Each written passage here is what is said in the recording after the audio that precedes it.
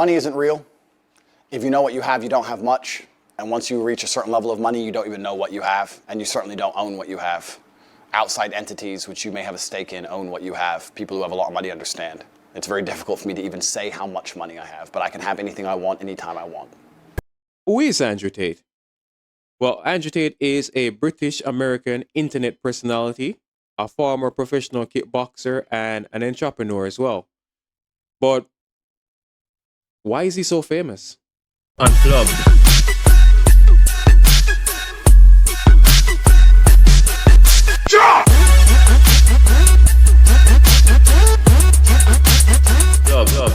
Money isn't real. If you know what you have, you don't have much. And once you reach a certain level of money, you don't even know what you have. And you certainly don't own what you have. Outside entities, which you may have a stake in, own what you have. People who have a lot of money understand. It's very difficult for me to even say how much money I have, but I can have anything I want, anytime I want. So I had to play that over again just to let you know how important it is. Because most persons will hear it, but they won't understand it. Hearing it over and over again, they may have some understanding when I break it down. So why is he so famous? Well, one of the things that he talks about is wealth, mindset, and building masculinity. And once you're speaking about these things, you're going to be attacked. And that attack, when used right, you become famous. So just to elaborate on what he said in the beginning, he said money isn't real, but I can feel it, I can touch it. So doesn't that make it real? Well, no. What he's referring to is the real power or the ability is basically to create multiple streams. Why? Because the government can print whatever they want on that money and give whatever they put on it a value because people believe in it. That's why it's not real. The real wealth is basically mindset and networking. That's wealth. Another fact that makes money not real as well is inflation. So inflation is decreasing the value of what the money actually is worth. And this is also proof that money isn't real. Because if I have $100 and I can decrease the value of the $100, it might be $100 still, but it's not worth $100. What's more real is property, business, and influence. These are more real than money itself. Because money, that's why it's not real. Not considered to be real. A person can control what it's worth. That's why it's not real. I can get up tomorrow and say this $1,000 is now $10,000, and everybody would have to just work with that. And that's how it works. So it's not real. Let me think of a lie. Give me a second. No, you can't lie. You have to tell the truth. I don't have to tell the truth. Why? We already agreed. You're telling the truth. There's only one of us can tell the truth. One of us can lie. That's not good stuff. I'm a shoe salesman. I sell shoes, socks, shoe accessories, polish, etc., etc. Yeah? Yeah, I sell shoes. Yeah. You good at it? I'm doing all right. Yeah? I'm surviving. Sold 2 pairs of shoes yesterday. Life's good. Okay, that's good. He's a liar. So tell me a bit about you, Andrew. I'm not comfortable opening up too much. Oh, really? Yeah, because you might work for John Law and the government. No. I have to be careful what I say. Oh, so it's not commitment issues? It's not commitment issues. It's sure? more just like legality issues. Oh, okay. I like to go to church. I'm a man of God. Play Scrabble. Do you have faith? Okay, this is good. This is an interesting conversation that we can have on camera, which is. I'd say my personal journey with God is between me and God. So I'm not one of those people that is like, yes, I go to church, or yes, I do this. Don't you think that's a bit like lazy Christianity? No, not really, because for me, I believe in love and I believe in faith, and I don't think it's just one religion that you need to follow. I've got friends that are Muslim. I agree. I've got friends that are Christian. No matter where you go in the world, you'll still be a Christian. It's the same God that you're serving. I'm glad that he actually picked up on what she's actually saying, and it's a bit confusing, right? So let me just break it down. What she said was she don't believe that there is one God, because she has a lot of friends that are like Muslim, other religious group. A singular focus depends on intimacy with God. And not because your friends are worshiping other deities, means that you yourself have to say that it's not this God that I'm worshiping, and be shy about giving to the world, worshiping other gods. Well, one God means one mission, and it's loyalty.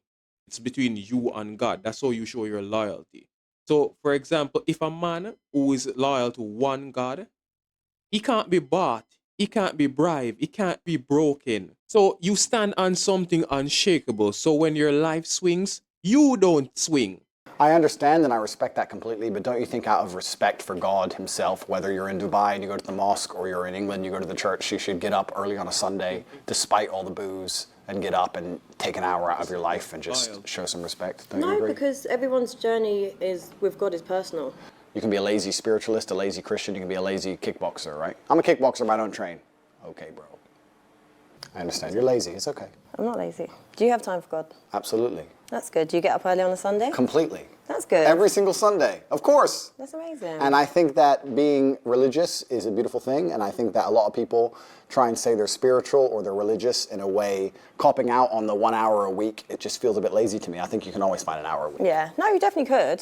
So maybe God sent me here to make you go to church. Maybe. Maybe you're here to enlighten me. Maybe that's why, yeah. Yeah? What kind of man are you? What's the spectrum? I need you to quantify it for me. Who's at the bottom and who's at the top? For me, I'd just say top, like a high value man. What would you say constitutes a high value man? A high value man is someone that is successful financially. Okay. I'd say it's someone that's got a lot of integrity and good morals, that is very well respected, is very sure of himself, but also is a very family orientated man. That's, for me, a high value man. Okay, it's fine. I'm a high value baby. He's very sure of himself. Yeah, so what's a high value man for you? Pretty much basically what you said. I think a high value man is a capable man. I think capability can be judged in many different ways, and capability is something which varies depending on the situation. You need a man who is capable of doing lots of different things that he doesn't do very often. You need a man who's capable of being violent when the time appears. Of course, you need a man who's capable of making money. You need a man who can kill somebody and hold a baby in the same day. You need a man with a very broad spectrum of qualities and assets and capabilities. And this is actually what the most difficult thing about being a man is. Most people, when I say most people, let me change that. Most females don't respect how difficult it is to become a high value man. Because to become a high value man, you need to have so many different qualities and so many different capabilities. It's a very difficult thing to do. You need to be funny and smart and charismatic and interesting with stories and strong and rich with a nice car and a nice apartment. Whereas to be a high value female, you need to be hot. If you're nice, it's a bonus, but it's not even that necessary. That's it. If you're a pretty female, even if you're a piece of shit person, you're gonna get messages on Instagram. Yeah. Whereas if you're a good-looking man who lives with his mother, you ain't getting any messages. And Not really. I think so. I think that if you're a good-looking man, that's all you have going for you, I don't think you're gonna succeed very well in life. Yeah. I know there's very, very pretty girls who have nothing else going for them that manage to do very, very well. Yeah. Do you play chess? I'm okay at it. But if you look at the chessboard, right, the queen gets to jump all over the board, and the king has to move one square at a time, and I think that's done very purposefully. If you go to Monaco and you see a yacht, and you see a man on that yacht, he had to work his entire life, and network his entire life, and get up early, and deal with stress, and tax problems, and police problems, and work his ass off to buy that boat. What did the girl have to do? The girl who's on that boat, the 19-year-old Ukrainian. What he's saying is 100% correct. Why is it correct? Because it's cultural, right?